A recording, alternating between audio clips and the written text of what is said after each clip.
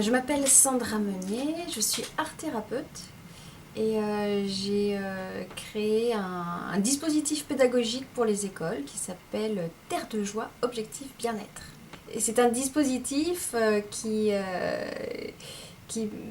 permet aux enfants d'être, j'espère, plus heureux à l'école et qui génère une énergie d'altruisme, d'empathie, puisque j'invite les enfants à devenir des héros de la joie. Pour moi, l'école de demain, c'est une école aussi où on n'est pas forcément assis. C'est une école en mouvement, donc aussi bien intérieur qu'extérieur, c'est-à-dire qu'on laisse bouger les élèves. Ça me semble vraiment important de changer des choses aussi essentielles que cela. Et bien sûr basé sur des projets aussi bien au sein de l'école qu'au sein de la cité. Pour moi, une école de demain, c'est une école où l'enfant se sent vraiment citoyen, citoyen du monde. C'est très important pour moi. Je pense que ce qui est très important actuellement, c'est de mettre en place un système coopératif. À mon avis, c'est quelque chose d'essentiel et qui n'est pas du tout assez représenté. C'est-à-dire qu'on est encore dans le compétitif. Et à mon avis, c'est le gros accent à mettre en ce moment dans les écoles. Après, bien sûr, c'est une implication au niveau écologique, ça me semble évident, mais avant tout pour moi, c'est changer les repères des enfants, c'est-à-dire que vraiment développer l'empathie, l'accompagnement, l'écoute. Ça va rendre très heureux les enfants et ça va leur montrer qu'il y a un système différent à mettre en place et que le système il se met en place voilà, dès l'école, dès les apprentissages. Euh, à mon avis, c'est pour une nouvelle société, mais tant qu'on va rester dans un système compétitif, pour moi, on va encore droit dans le mur.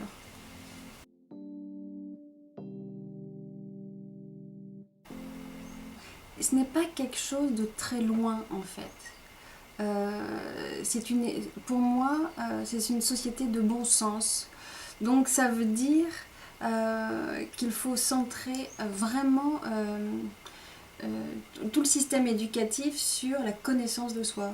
Tant qu'on croit euh, à des systèmes extérieurs, tant qu'on a une représentation de quelque chose d'extérieur à soi, pour moi, on n'a pas compris le monde. Donc le monde tel que je l'envisage pour demain, ce sont des personnes qui ont bien l'impression que l'extérieur est un miroir de leur intérieur. Donc il faut apprendre le plus vite possible à quelqu'un, à un enfant et à un adulte de croître, de permettre que son être soit en totale croissance, en développement personnel. C'est vraiment très important.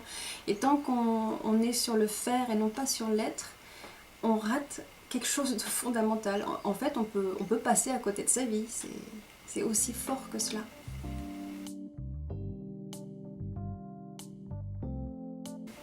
Eh bien, je pense qu'il faut qu'il y ait d'autres apprentissages, c'est-à-dire les apprentissages classiques, mais il faut apprendre le plus vite possible aux enfants à s'analyser, aux enfants à discuter. Donc ça veut dire qu'il faut leur apprendre une communication non violente. Euh, il faut leur apprendre bien sûr, un travail d'introspection, ça peut se développer, c'est sûr, à l'adolescence ou à l'âge adulte, mais ça peut commencer dès les petits âges. Donc je pense que c'est tout à fait accessible et tout à fait... Euh, ça peut être des petites choses, c'est ça que je veux dire. On peut mettre en place des toutes petites choses pour les enfants dès les premiers âges pour leur permettre d'écouter leur vie intérieure. Ça voudrait dire que l'enseignant doit valoriser euh, l'imaginaire, doit valoriser la pensée de cœur. On ne valorise pas assez le cœur des enfants. Doit valoriser les actes poétiques, les actes sensibles. On ne valorise pas tout ce qu'on aime de ce monde en fait. On ne valorise pas la beauté du cœur, la beauté des intentions. Euh, donc ça veut dire bien sûr qu'il faut qu'il y ait des apprentissages de respiration, des choses un petit peu classiques, de yoga, je sais pas moi, des pratiques intérieures, et aussi de développer leur imaginaire, leur sensibilité. Et c'est ça qui va permettre un monde de demain beaucoup plus joyeux et beaucoup plus enthousiasmant.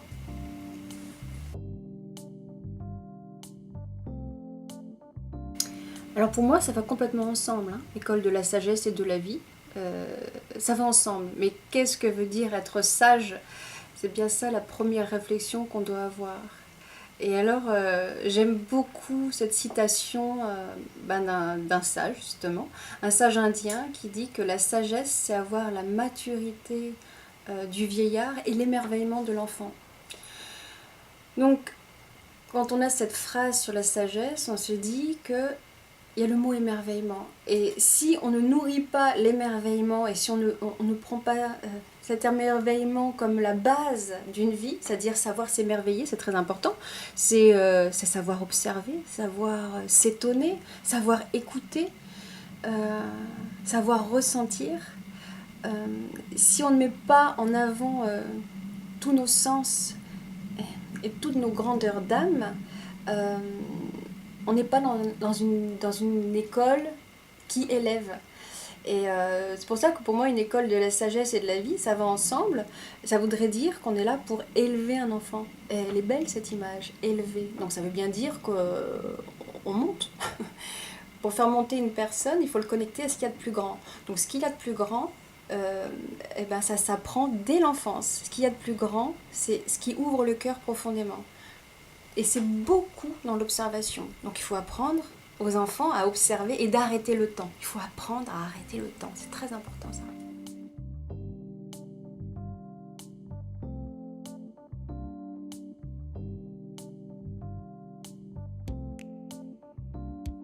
Oui, alors une innovation, c'est toujours pareil, c'est que je reprends des grands thèmes et je les personnalise. Et l'innovation la plus importante, en tout cas pour moi, c'est une expérience et c'est 1, 2, 3, on profite. Alors c'est quoi cette expérience? C'est d'apprendre aux enfants que la joie n'existe pas sans la conscience de la joie. Alors il faut arrêter le temps. Alors, je me suis vraiment dit que si je propose cette expérience toute simple, hein, l'enfant va s'en souvenir toute sa vie. Et ça fait partie, oui, de pratiques, en tout cas que moi j'ai mises en place et qui sont très simples et très efficaces. Alors 1, 2, 3, on profite. C'est une pratique donc, que j'ai mise en place dans le dispositif pédagogique que j'ai inventé. C'est-à-dire que l'enseignant fait fermer les yeux aux enfants et dit 1, 2, 3, on profite. Et là, toute la classe ferme les yeux et le temps s'arrête. Il n'est pas complet ce dispositif si on ne dit pas à l'enfant, alors à partir de maintenant, vous êtes responsable de ce temps. C'est-à-dire que au fur et à mesure des enseignements, au fur et à mesure de l'année par exemple, si vous sentez qu'il y a un moment particulier dans la classe, un moment particulièrement, je sais pas, heureux, où il y a une magie particulière, ça arrive dans la vie, hein, il y a des temps un petit peu suspendus.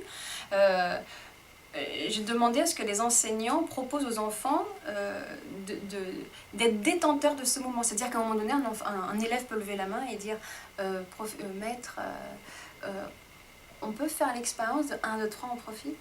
Et c'est parce qu'il a senti à ce moment-là qu'il y avait une ambiance particulièrement heureuse dans la classe.